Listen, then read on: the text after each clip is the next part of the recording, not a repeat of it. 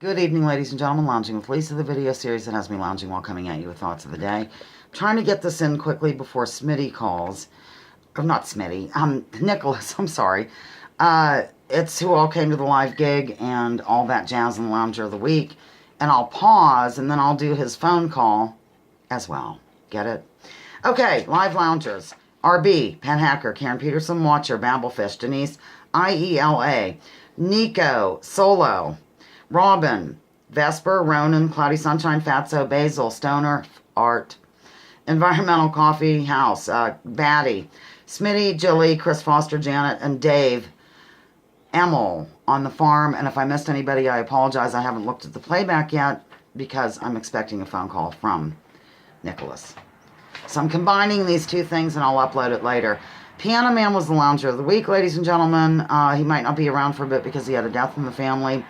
I've known him for several years. He's kind and considerate, and he has an open mind, and he will change his mind if presented with evidence to the contrary of his previous belief, and I really like that about a person. So, Piano, love you. Here's the phone call. I'm going to pause, and then we'll pick it up with Nicholas. Hold. Okay, as you know, I answered the phone, and here we are with Nicholas.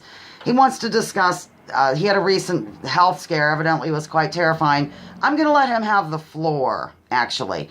Nicholas, welcome to the lounge here on your phone call, and tell us details in 10 minutes or less. How many minutes do we have about? Well, because I'm going to say 11 or 12 because that should be plenty of time. I'm going to refill my coffee. For those who don't know, I had a very close call with the Grim Reaper. About 3.5 weeks ago, my housekeeper found me in a terrible state of dishabille or whatever, and called my best friends here, and they rushed over and said, "Oh my God, what is, he's headed for the milk here." So they got me in an ambulance and got me to the hospital right away. And the hospital decided that what was happening was some kind of virus that they couldn't determine what initially, was shutting down my liver and my kidneys and just about everything else to the point where I was, unconscious and basically completely out of it and really on the verge of croaking altogether. They were very concerned. They brought a team of young doctors up from Tuxtla Gutierrez, which is the city of 1.2 million, just about 45 minutes away from here, because they didn't think they had doctors competent enough here to discover quickly enough what was going on before I actually died. Holy cats! It was a huge hoopla, and all these people, flying around, coming up in a helicopter actually from Tuxtla to assure that they got here fast enough to save me, and they did, with all kinds of miraculous drugs that they brought with them. And it took them a few days to determine what was going on. The point of all of this is it was very intensive care. There were multiple nurses and doctors involved. It was 24 hours a day. It was round the clock. I was never without a nurse actually in the room with me 24 full hours a day. Not even for her to go out and pee. A couple of times it was a he nurse. Not even for them to go down the hall and pee without being replaced by another nurse who came in and sat while they went and did their business before they came back 3 minutes later. It was that intense. It was that good. The care was incredible. It went on for 8 straight days. I think day 3 they finally figured out it was the herpes virus, which was the varicella chickenpox virus, which had attacked me last October and gave me a dreadful case of the shingles, from which I was suffering neuropathy and nerve damage for many months, 6, 7 months. It's only just subsided recently. They think that virus came back and piggybacked on the top of some virus I had gotten on the flight from Kentucky down back to Mexico, but they couldn't figure out what, and I'm not sure they ever did figure out exactly what, but they saved my life, is the point. Well, let me just interject here quickly and tell you what it was like on our end, quickly, because, and then you can go on about whatever. Sure. Yeah. Austin died in that period of time. It was April 13th when Austin died, and we were in touch. Right.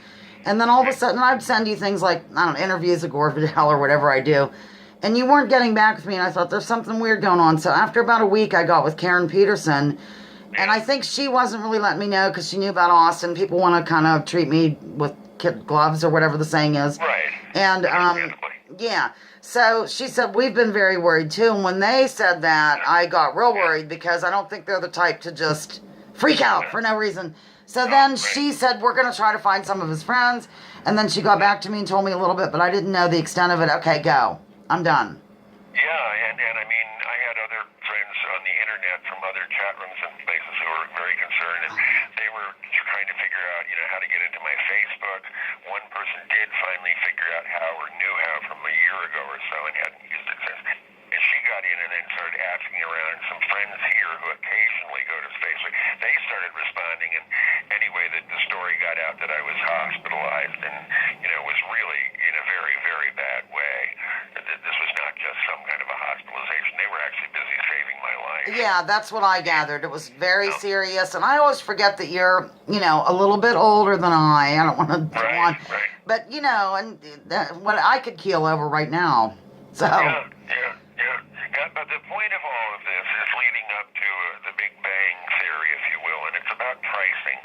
This is what I want people who are listening to this particular phone call between you and me right now to get, or to begin to question.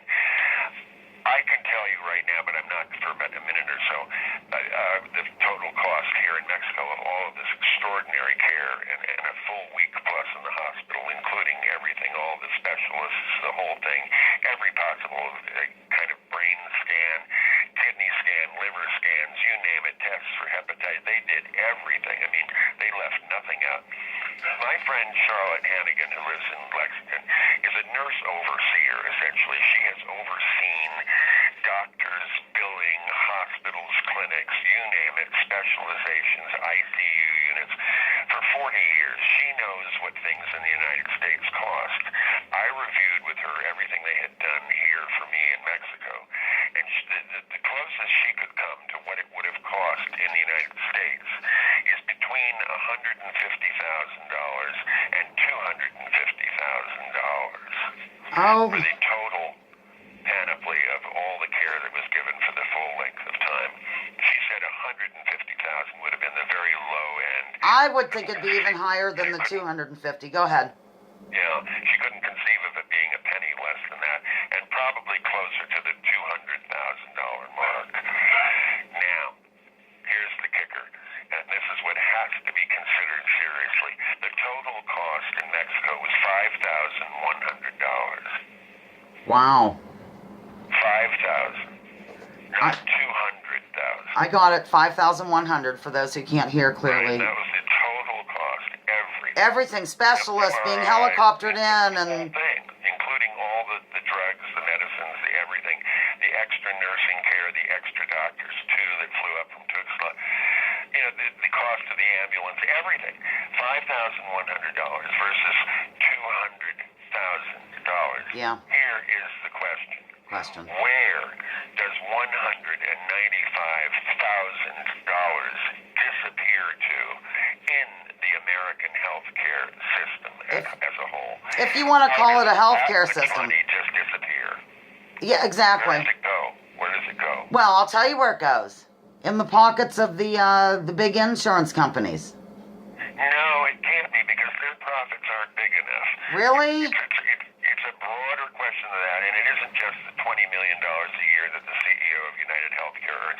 Because if my case were typical, and there were $100,000, $200,000 just floating around, they'd be making $2 billion a year, not $20 million.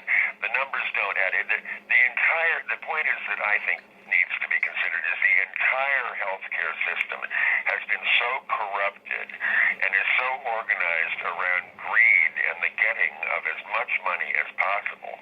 Now that's from hospitals that will charge $5,000 for an MRI. That's true, yeah. When mine here was $75. Right. I didn't work in all that, of course. It was just, I'm sure they got a chunk of it. It's doctors who are also insistent upon making, $1.5 million a year versus, the paltry sum of, say, $500,000 a year, upon which they could barely be considered, viably livable. Right. Being facetious.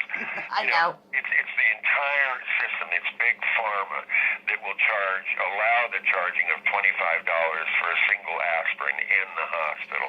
It's the entire system has been so corrupted, from the doctors, the nurses who want 150,000 a year, 125,000, to the people doing the MRI scans, to big pharma, to the heads of the insurance corporations, to the hospitals themselves. What I'm suggesting is the entire system is so corrupted that these amounts of money can go flying around the place, unobstructed and really basically unexplained. People will say, well, this is $6,700 for this test. Who says? Right. Who says? What we need is a citizens oversight group Yes. that determines health care costs and the reasonableness of those costs. And without, our Elizabeth Warren would be the one. She did it for banking and consumer protection. She'd have to be the one, or somebody like her, who understands the statistics and everything involved. She would have to be the one to establish such a group of oversight that would say, no, actually that test doesn't cost $6,700. It costs $87. Right. So Elizabeth Warren type person Right. would be a good one to do. And that's what we're basically up against with the entire healthcare system in the United States. And that's why you're having to pay what you have to pay for your healthcare. Well, this is why people are going bankrupt as well. Yeah. For being sick. Well, this call, I have no answers in this call. I have only questions. And they're questions I want everybody listening to start asking very loudly and with great clarity to anyone and everyone who will listen anywhere and everywhere. Who is setting these prices? Who determines the cost? We're very good at saying, oh yeah, it's a doctor, it must be true. Yeah, that makes sense. It's a doctor saying it, therefore we have to go along with it. Actually, no. There's too much corruption in the system. We've got to start questioning everything, every expenditure, every charge that's levied. We can't just be accepting $200,000 as some kind of a reasonable fee to save somebody like my life, when in fact the same exact care, possibly even better here, costs $5,000.